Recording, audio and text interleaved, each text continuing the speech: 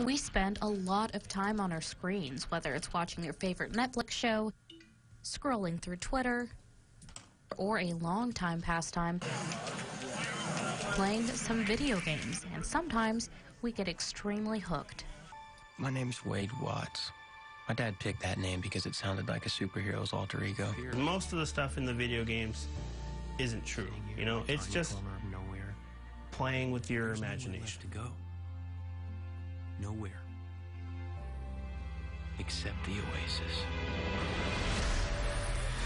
The 2018 film Ready Player One, based on the 2011 novel, gave audiences a taste of what it's like to escape from everyday life and enter a new world through a virtual reality video game. Many of the characters in the movie begin to become more wrapped up in that world than their actual lives. It's similar to what gamers go through. You don't even know me. This isn't what I really look like. This isn't my real body or my real face. There is some kind of like tunnel vision that goes on when you play. Like you just kind of zero in on what's going on and, you know, kind of put your blinders on, so to speak, and just kind of sit down and play. After a string of violence, the gaming world has been in question, with politicians and many others wondering if these games are to blame for violent acts and behaviors, such as the shooting at a Madden tournament in Jacksonville, Florida in August that killed 3 people. Earlier this year, the World Health Organization included gaming disorder in the 11th revision of the International Classification of Diseases. People who play games themselves are not new to this topic, or it's speculation. It's not much of the violence in the video games. It's more of how you yourself as a person are.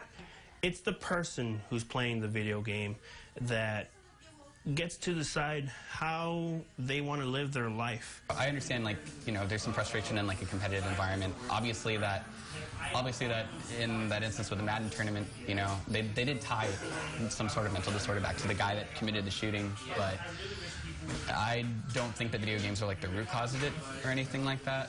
J.J. Isaacs is a gamer. He doesn't think there is much truth to video games causing violence. Pretty much at this point, it's a proven non-truth. Like, people are just making things up at this point. So, like, just being together with these guys, of course we get a little frustrated, but most of the time it's all in good fun, and at the end of the day, we're all still friends. We all still play together no matter what. So, I think it's a bunch of baloney.